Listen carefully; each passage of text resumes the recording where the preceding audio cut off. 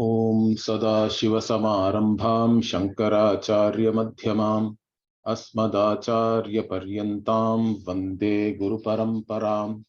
Om Purnamadah Purnamidam Purnat Purnamudachyate Purnasya Purnamadaya Purnamevavashishyate. Om Shanti Shanti Shanti. Om Namo Brahmadibhyo Brahma Vidya Sampradaya Kartribhyo Vamsha Rishibhyo Namo Gurubhyaha.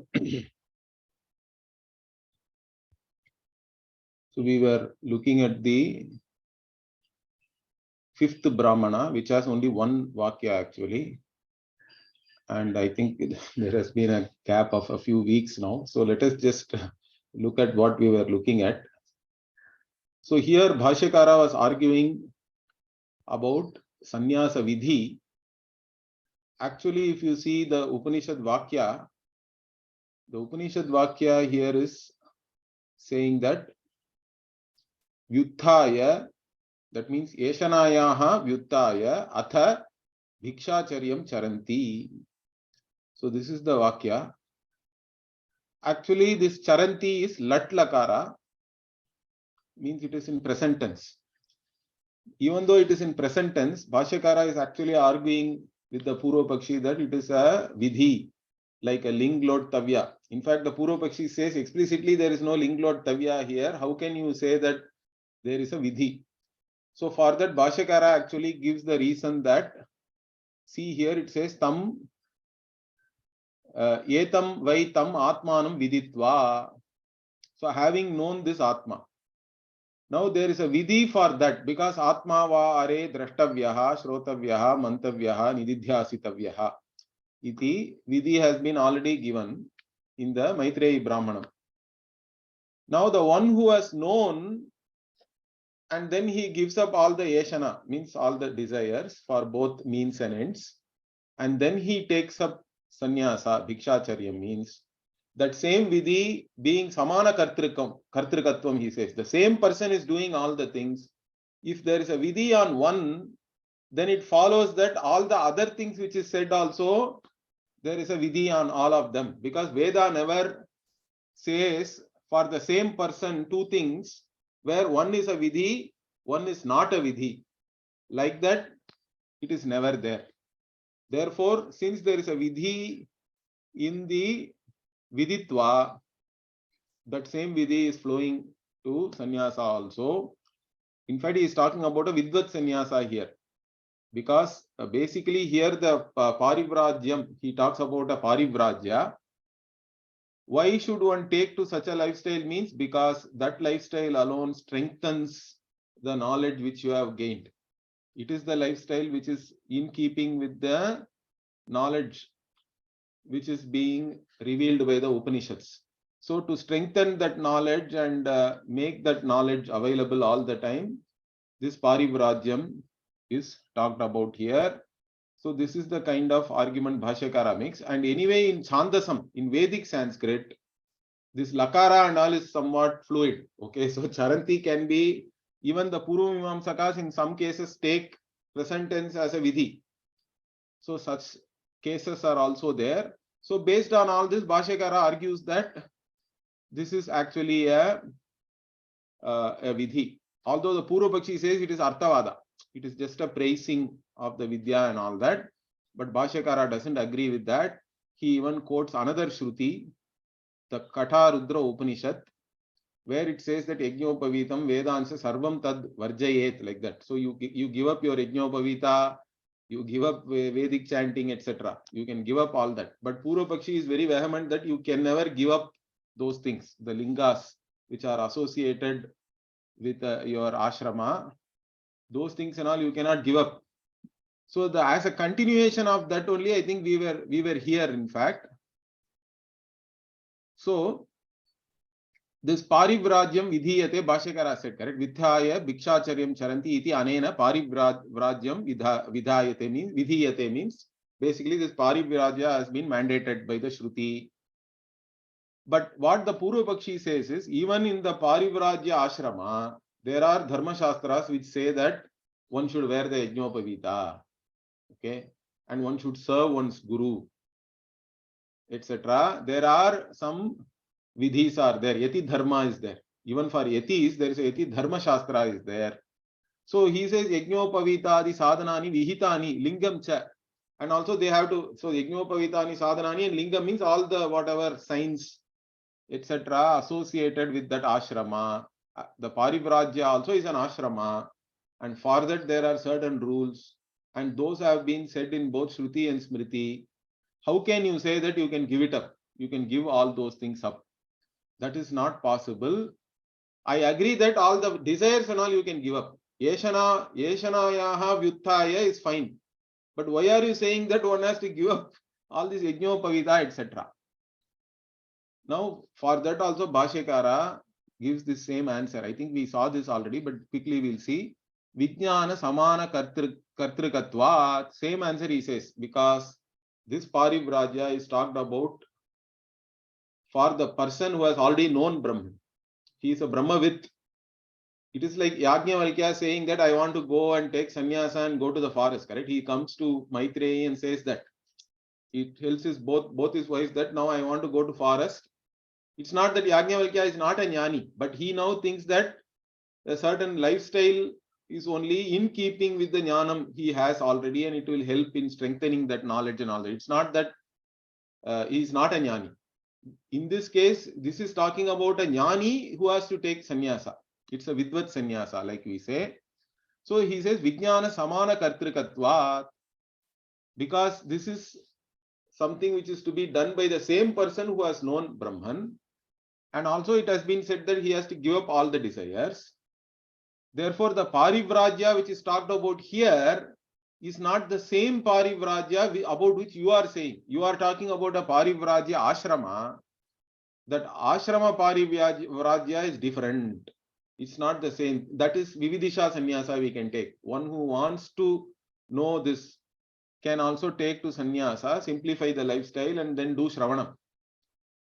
Now for that sannyasa, there are rules are there, or somebody can simply take to an ashrama sannyasa also, even though he is not a mukshu. Because he may feel that he has already done all the karma as a grihastha, he has done a lot of upasana, even as a vanaprasthi, let us say. Now he wants to take sannyasa, because that is how even in the Shruti, there is a certain progression is given, correct, in terms of what ashramas one has to go through. So somebody can simply take to that ashrama even without being a mumukshu and follow all the rules of that particular ashrama. Then that ashrama becomes a sadhana for going to Brahmaloka, he says. So Brahmalokadi phalaprapti sadhanam, this parivrajyam, ashrama rupam parivrajyam, is actually a sadhana to go to Brahmaloka. So this is what Bhashyakara says, but that parivrajya is different from the parivrajya which is talked about here, because this is about the one who has already known Brahman. And here you cannot put any rules to this particular sannyasi, because he is a vidvat sannyasi. So whatever you are saying, yad vishayam yajnopavitadi sadhana vidhanam, linga vidhanam cha, that is a different parivrajya. And for that, the phala is to go to Brahmaloka, it is not jnana phalam. Okay. So, okay, but then the Purva Pakshi can come and say, see, when that vidhi, whatever was said about the parivrajya in the Dharma Shastra, there they did not specifically say that this is for Vidvat Sannyasa, Vividisa Sannyasa, etc. It is generally said that even a parivrajya ashrami has to do all these things, has to wear a yajnopavita, etc. How are you making this differentiation, correct? Because Bhashyakara is now saying that parivrajya ashrama vidhi is different. Whatever is being talked about here is something different. How can you say that? So for that again Bhashyakara is giving an explanation here, because he says it is more like a nyaya only. It is more like a supporting logic he is giving. What is that? He says, Nacha yeshana rupa sadhana upadanasya ashrama dharma matrena parivrajyantare vishaye sambhavati sati sarvopanishad vihitasya atmajnanasya bhadanam yuktam na yuktam. This na you have to add to this yuktam. See, basically what he says is the yeshana rupa sannyasa. See, yeshana rupa sadhana upadanasya means See, even the Parivrajya ashrama, you say, it is having all this Yajnopavita and different things are there. That is all also still driven by Yeshana only, he says. Because that is also looked upon as a sadhana to go to Brahmaloka, let us say. That ashrama somebody has taken because they think that it is a means for something. So that ashrama is also still part of the Yeshana Rupa sadhana only. Okay, so you are taking it up with that idea. The Parivrajya Antara, that's what. That is the other Parivrajya. The other Parivrajya, which is taken as a means with a desire to go to Brahmaloka. That being the case, whatever this Atma Jnana, which is actually mandated by all the Upanishad or revealed by all the Upanishad, correct? Sarva Upanishad Vihitasya Atma Jnanasya, Badhanam will be there then, due to that Yeshana Rupa Parivrajya itself. Because that kind of Parivrajya ashrama is not in tune with the knowledge which the Upanishad is trying to tell, because the Upanishad is talking about oneness where there is no sadhana sadhya itself. You are supposed to transcend all the means and ends because everything is included in you only. There is nothing separate from yourself, means what is there to accomplish? Everything is already accomplished. So, Shnute, Sarvan, Kamaan, Saha, like that, or Krita Krityaha and all words we use, correct? Bhagavan also in the Gita talks about Krita Krityaha, means one who has as though done everything which is to be done, or one who has achieved everything that is to be achieved. So, for such a person, there is no point in having anything as a sadhana rupa and all that, correct? That is in the form of a means. Because the jnani does not require any means for achieving anything really. There is no need for all that. So whatever the Upanishad has taught, the Atma Jnana, it will come and it will have a badhanam, means what? It will negate that. This kind of a ashrama is not in tune. It is actually opposed to that. And that is not proper, he says. Na yukta means here it is not proper. Okay. So, the rules which have been said for that ashrama, making those rules applicable here will go against whatever the Upanishad is teaching. Therefore, it is not proper to say that the same rule should apply to this Parivrajya also. This is the logic Bhashyakara is saying, and therefore only I am saying this Parivrajya is different from that. I am not denying that it is there. There are rules, there are smritis are talking about that, that is fine. But this is not the same as that. And he further explains that. What does he say? Yajnopavitadi avidya vishaya yeshana rupa sadhana upaditsayamcha avashyam asadhana phala rupasya ashanayadi samsara dharma varjitasya aham brahmasmiti vijnanam badhyate. So the same thing he explains. What he says, see, if you accept or if you take upon yourself Yajnopavitadi, means he adds other things also, all the lingas and different accessories, which are all what? Avidya Vishaya only, because they are all in the form of sadhana rupa only. So you are now taking up all those things, means what? Then what? Avashyam, definitely, what will happen? This Aham Brahmasmi iti Vijnanam. This Vijnanam, that I am Brahman, this Vijnanam, it is about what? It is about this Atma, with itself is free from hunger and thirst, etc. Correct? Ashanayadi samsara dharma varjitaha. And asadhana phala rupasya means what? Sadhana phala rupa means normally whatever you want to achieve through karma, it is all karma itself is a sadhana, and then you want some phala, like going to some loka, etc. Here Atma itself is the loka, correct? There is no other loka or anything. It is not, it is beyond all means and ends. So that which is transcending all means and ends, that which is free from all type of hunger and thirst, means basically desire. Hunger and thirst are also some form of instinctual desires only, correct? So that which is free from all this, and that jnanam which is actually making you the limitless, correct? Aham brahmasmi means Brahma itself means brihi vriddhav. Brahman word itself means limitless only. That which is very big without any qualification. Okay. So this knowledge will be negated by all this Yajnopavitadi avidya vishaya yeshana rupa sadhana. Okay, if you take up such a avidya vishaya sadhana rupa things upon yourself, you are actually only making your own knowledge weak. You are not strengthening it. Instead, you will be making it weak. So that is not proper.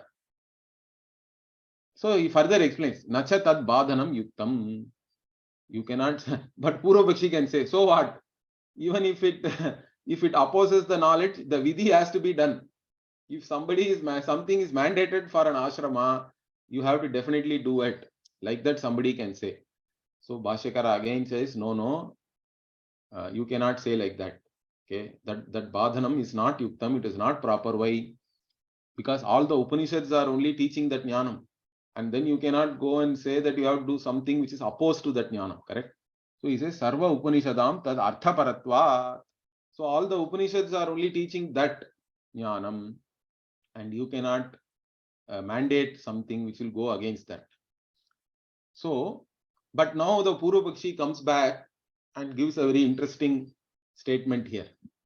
Okay, you are saying all these things, but the Upanishad itself is going against you. Because you said you have to all this Yajnopavita and all are Yeshana Rupa, and it is against the Upanishad Jnanam, whatever it is revealing. So one has to give up. But now Shruti says Bhikshacharyam Charanti. That is it not Yeshana? If somebody goes for Bhiksha, they go to Bhiksha only to eat food, correct? Some desire to upkeep of the body, desire to hold on to this body is there. They are going to eat only. So your Shruti itself is going against whatever you are saying. So he says, Bhikshacharyam charanti iti yeshanam grahayanti Shrutihi swayameva badate iti chet.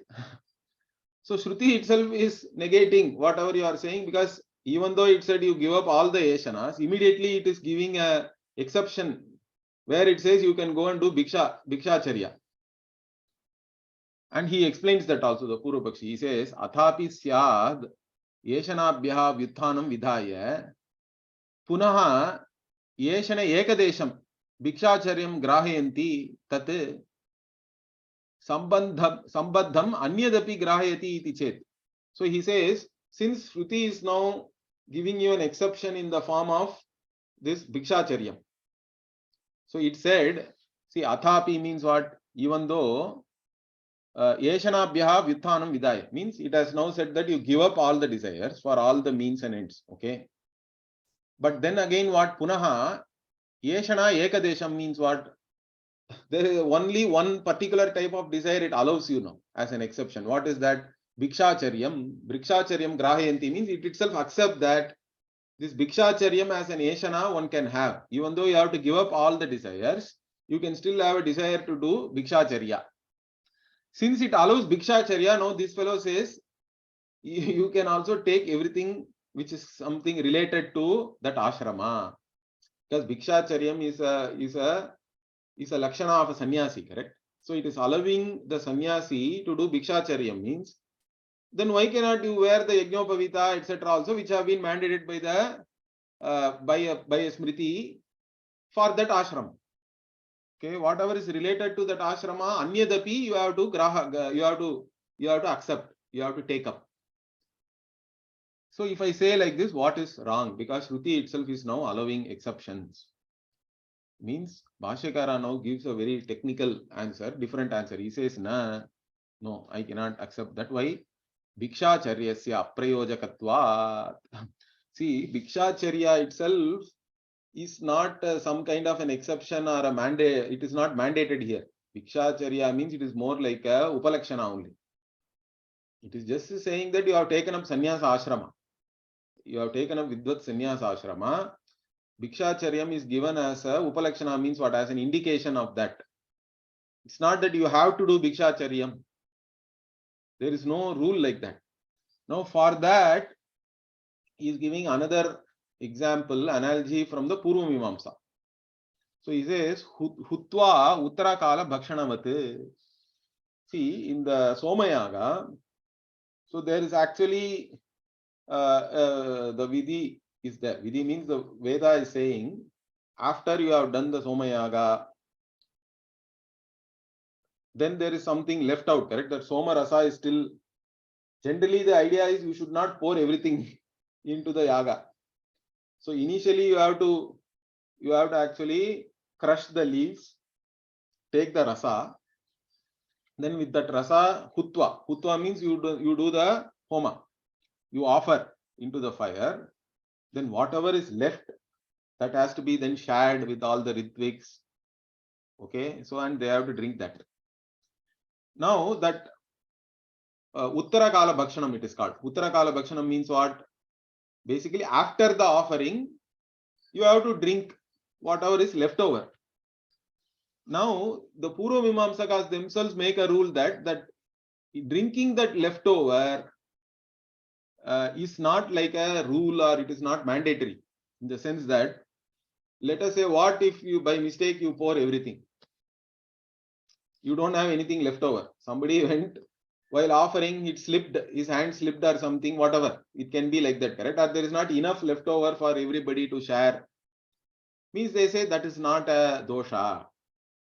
Okay, for that they have a name also. They call Shesha Pratipatti Karmatvat, they say. Shesha Pratipatti means, see, if there is a leftover, you can share it.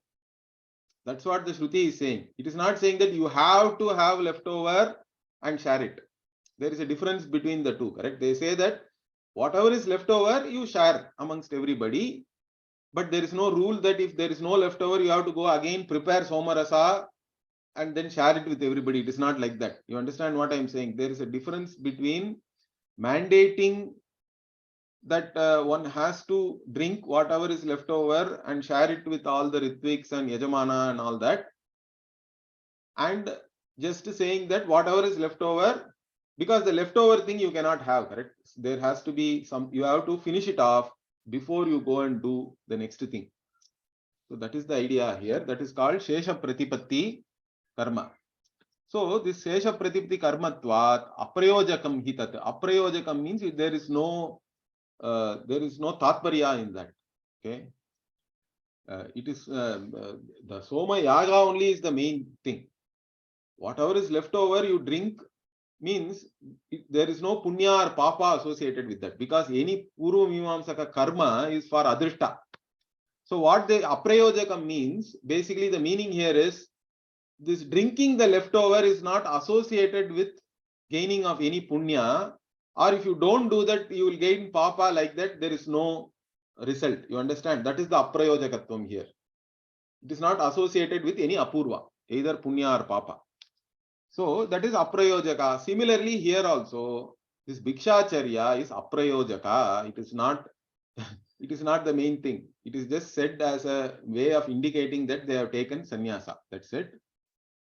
But in fact, he says, further Bhashyakara even says that, see, at least in the case of the Uttarakala Bhakshana, one can say that drinking that Soma juice itself is some kind of a purificatory ritual, correct? Because you drink it, it goes into your body and it can do some samskara is there for that, you can say, correct?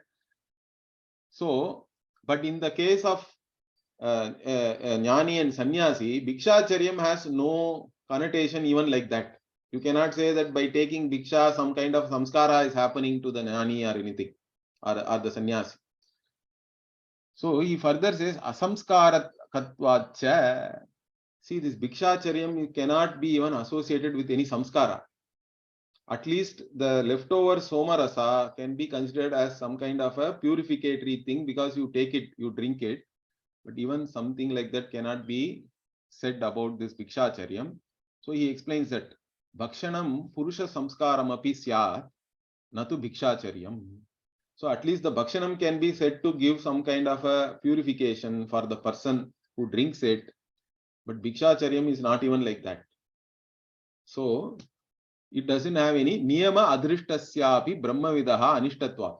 So even if you say this Bhikshacharyam is a niyama, and if you don't do that niyama, you will get papa. Even then the Brahmavid is not interested in that. You understand? Brahmavid is beyond punya papa anyway. So the niyama adrishta, at least in the case of the Somayaga, the Uttarakala Bhakshana can be associated with some kind of a niyama adrishta, and say that if you don't drink it, at least you are losing some punya, because the drinking itself is going to give you some purificatory effect, etc. But here, even if you have something like that, the, the Brahmavid is not interested in that, correct? He is not anyway interested in any kind of adrishta, whether punya or papa. So Brahmavidaha niyama adrishtasyapi. Niyama adrishtaha means by doing something mandated, you gain punya, correct? That is what is called niyama adrishta. Now here, even if you have a niyama adrishta, the Brahmavid is not anyway interested in that. Brahmavidaha anishtatvat. So niyama adrishtasya anishtatve kim bhikshacharyena iti chet. See, now the Puru Pakshi is asking differently. He says, okay, Brahmavid is not interested in any niyama adrishta, like in any mandate or the punya associated with following that mandate. Then why did the Shruti say Bhikshacharyam Charanti then? And you also argued that it is a vidhi. So why talk about Bhikshacharyam? He asked. Now Bhashyakara gives the answer for that. He says, no. Because Anya Sadhanat Vyuthanasya Vitatvat, he says. See, Bhikshacharyam is said so that you give up all other ways of life, basically. Because other ways of life are like you go to work, etc., or you are still actively earning money, etc., to sustain a certain lifestyle and all that. That is totally against this Brahma Jnanam. So to actually take you away from all that only, the Shruti is talking about Bhikshacharyam. But Bhikshacharyam itself is not mandated. You can sit in one place, whoever gives you some food also. In fact, in sannyas also we talk about different vrittis, correct? One we say is Ajagara vritti, they say. Ajagara vritti means what? It is like a python. They say that python waits in one place. Whenever some prey comes and steps on it, it just grabs it, correct? It may not go very actively looking for any prey. Then there is also Brahmakari vritti and all, they say, like a honey bee which goes to different flowers, collects different things and then it eats that, okay? So there are different kinds of vrittis are there. This Bhikshacharya, you don't have to do. You can even sit in one place under a tree. Whatever you get, you take. If you don't get anything, you don't do anything also. You can just sit simply like that. Okay. So that is also possible. Therefore, he says, Anya sadhanat vidhanasya vedatvat. So this Bhikshacharyam has been talked about only to take you away from other types of lifestyles. Okay. Not to mandate this particular thing.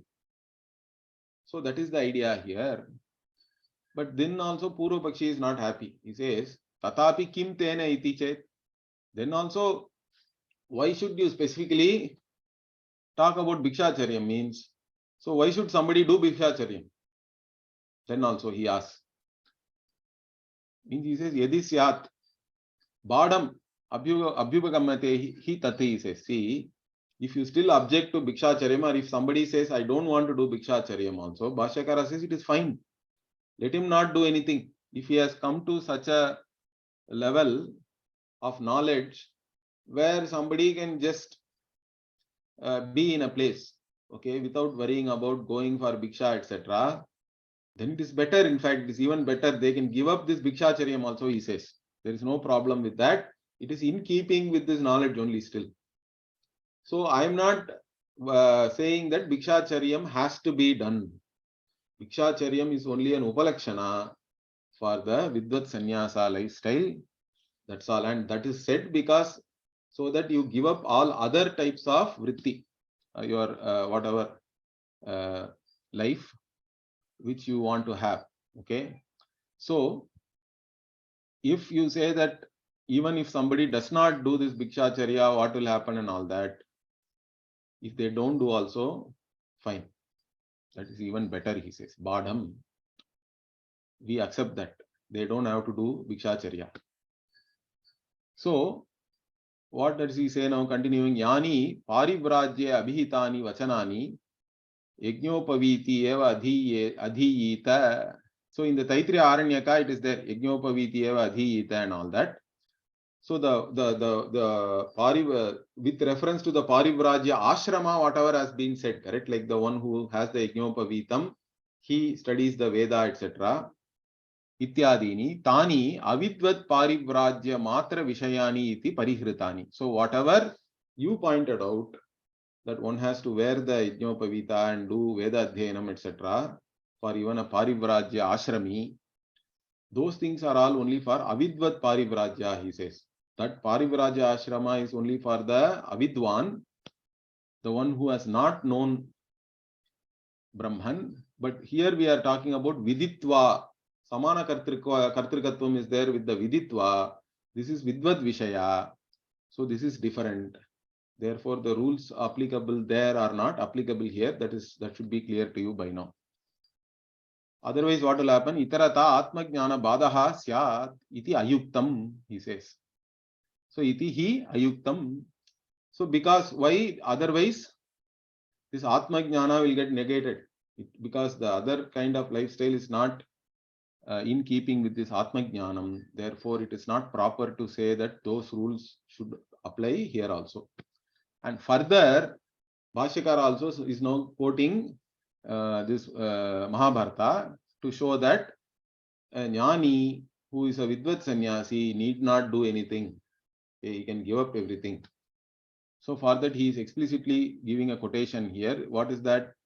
Nirashisham Anarambham Nirnamaskaram Astutim Akshinam Kshina Karmanam Tam Deva Brahmanam Viduhu. So he is quoting this Mahabharata. Nirashisham means what? Ashihi. See, Ashir Vachanam and all we hear, correct? Ashirvadaha. Now, Ashihi also is some kind of a desire only. But when we say Ashirvadam, what is the idea of Ashirvadam also is very interesting in our culture. See, when I do Namaskara to somebody, they are supposed to be my elders.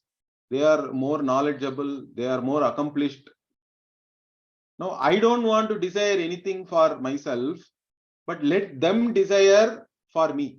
Whatever is good for me, let them desire for that and then tell that as a blessing. Right? That is the idea of Ashirvachanam. Ashirvachanam means normally what do we say? Aishman Bhava. May you live long. May you live happily. May you have a healthy life, etc. Correct?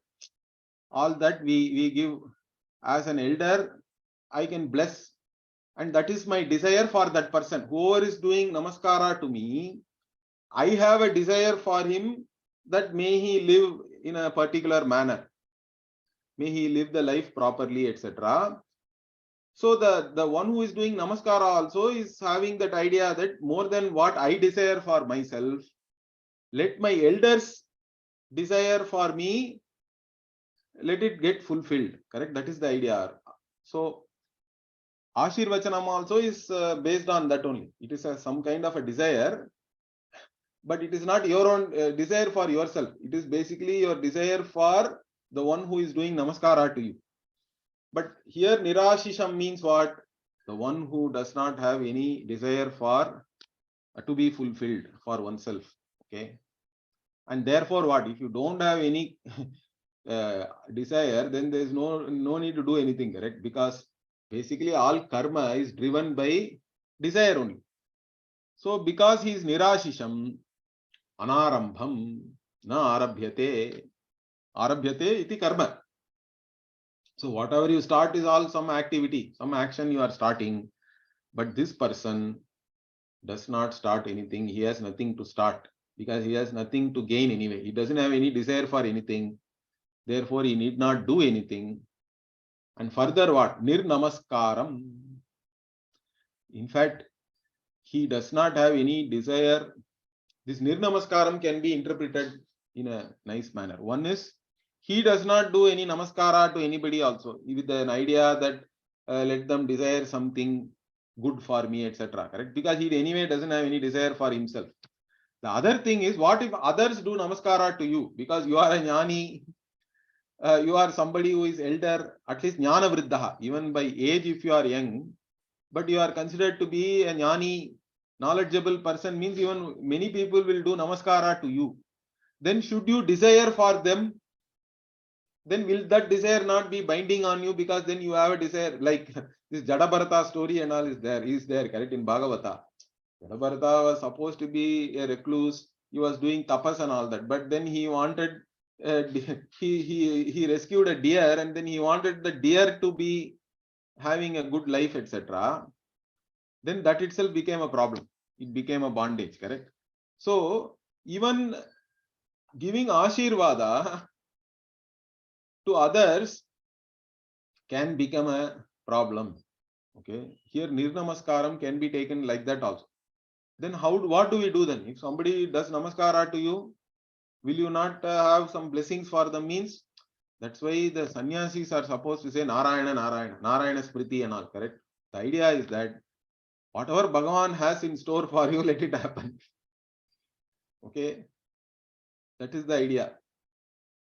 It is not, I have nothing to say in terms of, or I don't have any desire for you also. Whatever Bhagavan has, as per that, let it happen. That is how the sannyasi is supposed to bless also. So you just shift the burden onto Bhagavan. It is not on you anymore. Okay. So Nirnamaskaram Astutim. And also he does not need to do stuti of anybody with an idea that he is going to gain something, correct? You don't have to flatter anybody. So like this is the lifestyle of a sannyasi. Further, what Akshinam means? Akshinam means Adinam. See, even sannyasis also can have all kinds of complexes.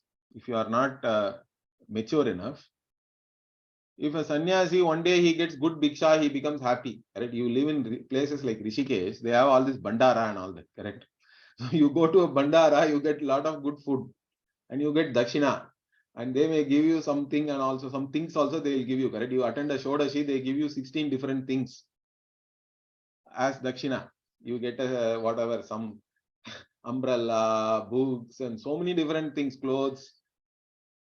So now when you get all that, you become very happy, let us say. Another day you don't get anything. You don't get even roti, dal. Then you become sad. No. Is that proper for a sannyasi? The dinatvam means what? Dinatvam means you feel, basically dina means weak. But weak here means, basically the idea is that you are not satisfied with something. That is the weakness, correct? You expect something and you don't get it, you are not satisfied by that. Or you get something unexpected, you become very happy. That is also one form of dinatvam, weakness. Now here Akshinam means what? This sannyasi is not nothing. It's his content, whatever he is contented with himself, correct? That contentment, there is no reduction of that. It can never go away from him. He is always contented. Whether he gets something or he does not get anything, he is the same. That is the Akshinam. There is no Kshina in his Ananda. Okay. So Akshinam, Adinam, and Kshina Karmanam means what? From whom all the karmas have gone. Okay, they have all been destroyed. So that we say, correct? Jnanagni Dagdha Karmanam and all. Even in Gita also, Bhagavan says that. So the one who has jnanam, for that person, all the karma is gone. Sanchita karma, Agami karma, even Prarabdha karma also, from the jnani's own standpoint, it is not there. But Prarabdha having started, this body, till the body falls, it will continue. Correct? It is like Mukta Ishuvat and all. Bhashyakara also says. It is like the arrow which has already left the bow. So whatever momentum is there, till the time it will go, but then it will fall. That's all. So like that, this body has already started with Prarabdha. Just because you have jnana, the body need not vanish, correct? Then who will teach? So you have to account for Jivan Mukti, and jnani's own Swanubhava has to be there to teach, correct? I cannot teach you without having this Anubhava as a jnani. Because all jnanam is Anubhava Avasanam, correct? Any Pramana Vyapara is Anubhava Avasana, we say. That is why we say Shruti, Yukti, Anubhava. When we talk about this jnana, how do we get jnanam? Means Shruti is the pramana. Of course, Shruti, even to understand the Shruti, some amount of Shruti Sammata Tarka we have to use, because you have to interpret the Shruti consistently, properly, and understand. And Yukti is also useful to ward off all doubts which you may have because of what others are saying, etc. To see the fallacies in all the other arguments, and also properly assimilate whatever the Shruti is revealing. Yukti is also required. But the jnanam which you have now gained from Shruti and Yukti is your own anubhava, correct? That anubhava again cannot be that I am samsari, I am still sad and all that. That anubhava should be one of ananda, that you are the limitless. That's why the anubhava is also important, because whatever anubhava which you have, which is the result of the Shruti and Yukti, okay, that Yukti Janita Jnanam should have, you should have an anubhava which is in keeping with, again, the moksha phala which the Shruti itself teaches, correct? It says Atma Vittarati Shokam, etc. So the anubhava also we have to say, because it has to end in an anubhava which is in keeping with whatever has been said. And from that anubhava only again somebody can even teach. Without having this anubhava, you cannot teach forcefully. Otherwise your teaching will be in third person. That's not very effective. So for accounting for Jivan Mukta and Guru Shishya Parampara, etc., we have to accept that the Prarabdha continues. Even though the Jnani does not, from his own standpoint, all karma is gone, but Prarabdha will be there for some time. That is called Badita Anuvritti. Prarabdha also is negated, but whatever is negated continues because of the force of or the momentum which is already there. There is no new momentum or anything, but the already whatever momentum is there, it will go. It is like you switch off the fan, it still rotates for some time because already the force which you have applied, that has to exhaust itself, correct? So anyway, so the idea here is Kshina Karmanam, means all karma is gone. And then Tam Devaha Brahmanam Viduhu. So the Devas know that person as Brahmanam. Brahmanam here means Brahma Veda iti Brahmana. It is not Jati Brahmana or anything. The one who knows Brahman is called Brahmana. So this is the person who is known as Brahmana, who is the Brahmavit. So from this what is known? So Bhashyakara says, Iti Sarva Karma Abhavam Darshayati Smritihi Vidushaha. So it is clear here, Anarambham, Nirashisham, etc. From all that we know that this Vidushaha means the for the Jnani, the Vidwan, this Smriti, this is Mahabharata. This Smriti is showing clearly that there is no karma for this person, Kshina Karmanam also. So there is nothing to be done, and whatever all karma which is there, all that also is negated, because this person is not even a karta. If somebody is not a karta, how can he be mandated with any karma? He is not even a karta. He is not qualified for any mandates. And further he quotes also, Vidwan Linga Vivarjitaha. In fact, they don't know where this quotation is coming, I think. So here they have put a question mark. They don't know from where this quotation is. Vidwan Linga Vivarjitaha. So Vidwan has no lingas. Tasmad Alingaha Dharmajnaha. This is again Mahabharata only. This also must be Mahabharata only. So all this he is quoting from Mahabharata. That Alingaha again. The Dharmajnaha, the one who knows. Here Dharma is basically Atma Jnana only. Does not have any lingas, any signs, etc. So whatever you say, those lingas, Pavitadi, they are all only for Parivrajya Ashrama. It does not apply here, who is for the Vidvat Sannyasi. So that is the idea. Therefore, what Tasmat Paramahamsa Parivrajyameva Yuthana Lakshanam Pratipadyeta Atmavit Sarva Karma Sadhana Parityaga Rupamiti. So Bhashyakara finally summarizes that. He says that Paramahamsa Parivrajyam. So he differentiates the regular Parivrajya Ashrama here by putting this Paramahamsa. That is why even when we talk about the different types of sannyasa, Paramahamsa sannyasa is the one which does not have any rules actually. So this Paramahamsa Parivrajyam eva Yuthana Lakshanam, he says. So this is the only one, this lifestyle which is free from all desires. You give up everything and you rise up basically. And this is what is revealed by the Shruti for the Atma Vitta. And this is in the form of Sarva Karma Sadhana Parityaga Rupam. It is in the form of giving up all karma, which are all means for different ends. This Atma Vitta has transcended all means and ends.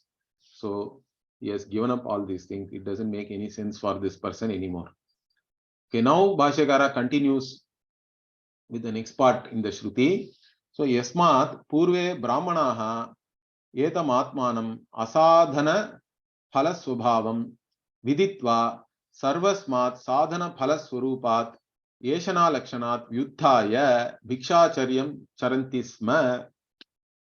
So because in the olden days, Purve, these Brahmanas, having known this Atma, Etam Atmanam Asadhana Phala Sadhanam. Sadhana Swabhavam means what?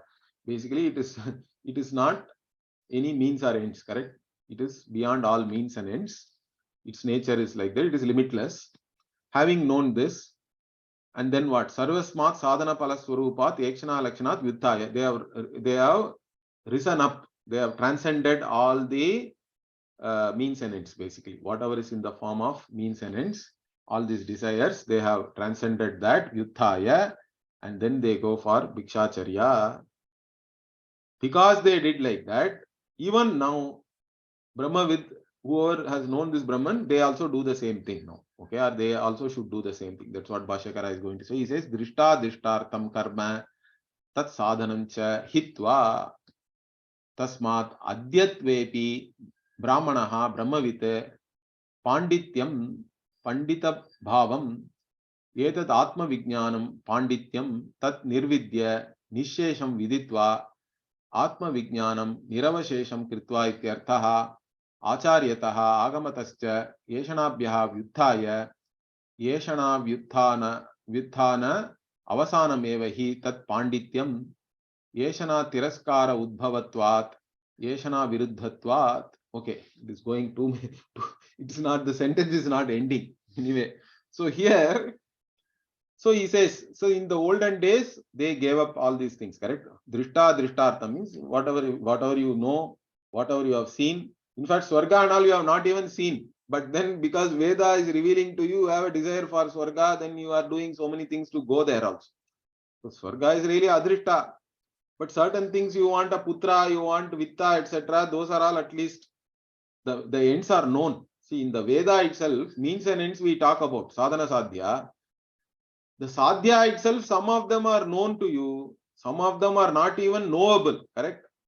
Swarga as a sadhya is not knowable also. It is purely a paroksha. It is indirect knowledge only, but still you have desire for that. And then karma becomes a sadhana for all of that. But all that you give up. Okay, that sadhanancha hitva, giving up. Therefore what? So they did all that. You also do the same thing now. Adyatvepi, even today, Brahmanaha. The Brahmanaha means what? Brahmavit. And then Pandityam. So this part is there here, correct? He is now talking about Tasmat Brahmanaha Pandityam Nirvidya Balyena Tishtase. This is the part Bhashyakara is now commenting on. But we have gone so much down, so we have to go up and see what he is really saying. So Tasmat Brahmanaha, this is what he is commenting. So Tasmat means Adyatvepi Brahmanaha. Even today, this Brahmanaha means Brahmavit, those who are Brahmavits. And Pandityam means what? Pandityam is Panditasya Bhava, correct? Pandita Bhavam, he says. So it is the nature of being a Pandita. And what is Panda? Pandita means one who has Panda is Pandita, correct? And Panda means Atma Vijnanam only, he says. Yetad Atma Vijnanam Pandityam. This Panda word comes in Bhagavad Gita also, correct? The first, first means second chapter, 11th verse only Bhagavad Gita starts for us. So asocyan anvasocastvam prajnavadamscha bhashase gatasuna gatasumscha nanu sochanti panditaha. So pandita word, there also Bhashyakara explains that panda means atma jnanam, etc. Same thing he says here. So etad atma vijnanam pandityam tad nirvidya, having known that. Nirvidya means, again he explains, nirvidya means you know something completely without anything left out. So nishesham viditva, he says. Nirvidya means nishesham viditva, having known it completely. Now in this context, my Guruji, Pujya Swamiji used to always say, only this Atma alone you can know completely. No other jnanam you can completely know. Because it is all what? Namni namani, he used to say that. In names, more and more names will keep on coming, correct? So you say, okay, I know part. And why is it like this? Why is it some red color? Means you have to say, no, the molecules are behaving in some way, manner, and it is reflecting light in some way. That is why it is like that. Now, why the molecules are like that means then you have to say the atoms are coming together with some kind of bond and all that chemical bond, and they have these energy states. You can give some explanation, correct? But then again I can ask, why the atoms are like this? Means no, the subatomic particles have come together in some way and all that. Again I ask why, means you don't know the answer, then you cannot say much. So it will stop somewhere, correct? That means any objective knowledge is always incomplete. You cannot know completely. Even a PhD expert and all that, correct? Nowadays we have specialists for everything. Who is a specialist? Specialist means he knows more and more about less and less. So initially we had one family physician, correct? Even when I was growing up as a child, we had a family doctor. I don't know anymore we have a family doctor concept itself. Okay. So for everything we used to go to the family doctor. If family doctor cannot do something, then he may refer you somewhere, etc. But mostly everything ends up, it will only with a visit to the family doctor, everything is fine. Okay, we never go beyond that. But now you have one eye specialist, let us say. So eye doctor you go. Within eye also you have so many specialists. You have retinologist. Even within retinologist you have some other specialist and all that. So like that, even within the eye you have specialists for only one particular area. Means specialization is nothing but you know more and more about less and less. But even there you cannot claim that you know everything completely. There is no complete jnanam. When you take the worldly knowledge or objective knowledge, there is no nirvedyam. Nirvidya you cannot say. Nishesham viditva is impossible. But how can you say with reference to Atma means Atma is nirvikalpaha. Correct? Atma is akhanda. It has no division. It is partless whole. And you have to know it as it is. That's all. So there is nothing more to know. Correct? Once you know the Atma as it is, there is nothing further to, it cannot be reduced into anything else. So Atma alone you can know completely because it is a partless whole. Everything else has parts. Means then about the parts you have to know that parts will become further parts. It is endless. Namni namani. That is what more and more names will come if you keep on digging, and it is endless. But Atma is partless whole.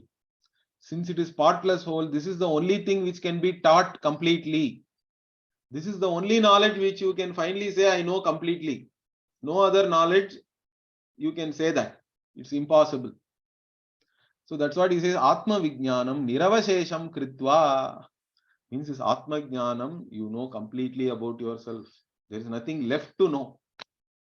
There should not be any doubts. Your clarity is also should be complete. You should have clear knowledge, doubtless knowledge. And of course, that knowledge may still have some pratibandhakas, but that also you have to work to overcome, correct? But at least you should have, see, Niravashesham Kritva means you have done Shravanam properly. You are clear about what the Shruti is revealing, and of course, and how do you know that? That's what he says. Niravashesham Kritva means what? Bhashyakara himself explains that beautifully. He says, acharyataha, agamatascha. So how do you know? Niravashesham means what? Whatever has been said in the Veda, and that too not, you cannot read yourself, correct? Panditopi Atma Anveshanam Swatantriyena na kuryat, he says. If you read the Mundaka Bhashya, so there the Mundaka Upanishad, it says, correct? If you want to know this Atma, okay, Tad Vijnanartham Sa Gurumeva Abhigachet. So why should you go to a Guru? You can say, no, I am a Pandita myself. I know Sanskritam, I have done Veda Dhyanam, I know all the Shastras. But even then, Panditopi Swatantriyena, by yourself, do not do Atma Anveshanam. That is the advice. That is Upanishad itself is saying that. Bhashyakara is also saying that there. In fact, it comes out in the story also, correct? If you take the Chandogya Upanishad story where Narada goes to Sanat Kumara, then he lists out all the things he knows. And he knows so many things, correct? He says, I know all the Vedas, I know this Rasa Vidya, that Vidya, this Vidya. He gives a huge list. I don't even remember all the whatever Vidyas he says that there. But then he says, Aham, even then, Aham Sochami, he says, still I am sad. I am subjected to sorrow. But I have heard that Atmavid Shokam Tarati. So, hey Bhagavan, you have to now teach me. Like that, Narada is saying, that is because, see, all other jnana is objective knowledge. Understand that? That is the main difference between Atma Jnanam and other knowledge. All other knowledge, we objectify and know. Even black hole as a concept you objectify in your mind, because black hole cannot be perceived because even light is not passing through that, you say, correct? But still you have equipments which are saying that there has to be a black hole here because nothing is coming from there. So you do some kind of an inference and you also conceptualize it in your mind and you know that, let us say. So even complicated things, everything you objectify in your mind and know. That's how we have known everything. But the Atma Vidya is totally different, because it is about the nature, the very nature of the subject you have to know, but you cannot objectify it. This is where it becomes subtle. In one way, it is very simple, but since we are used to knowing everything as an object, that same tendency will come.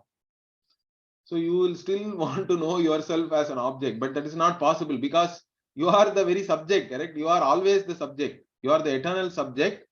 In fact, you are not even a subject, because if there is no object to be known, the status of subject also is irrelevant. You are not really a subject also. The subject object is only an appearance. It's not even intrinsic to you. It is all incidental. You are that consciousness which is always there. If something is there to be known, then the consciousness lights it up. If that is not there, consciousness is there as it is, correct? You are the limitless conscious being. That's all. And you have to know yourself as you are. And you cannot objectify yourself. You need not objectify yourself. That is the main thing. Because you are self-revealing, self-existent reality. And you have to just appreciate that. That is the jnanam we are talking about here. And to know this, we have to use the adhyaropa apavada also. Otherwise, you cannot reveal this. You have to deliberately superimpose to account for everything and negate everything. And finally, only the negator is left. And the reality of the negator is what we want to reveal to you by negating everything else. This is the only way we can teach Advaita also. This is the only way we can teach. There is no other way to teach. So that's why it is said that adhyaropa apavadabhyam nishprapancham prapanchate. That which cannot be revealed as an object, how will you reveal it? By deliberate superimposition and negation. You negate everything. But the negator can never be negated. And the negator is you. And that is Satyam Jnanam Anantam Brahma. That is the teaching. Okay. So we'll continue this next time. Om Purnamadav Purnamidam Purnat Purnamudachyate Purnasya Purnamadaya Purnamevavashishyate Om Shanti Shanti Shanti. Harihi Om Shri Gurubhyo Namaha. Harihi Om. ಧನ್ಯವಾದಗಳು. ಧನ್ಯವಾದಗಳು.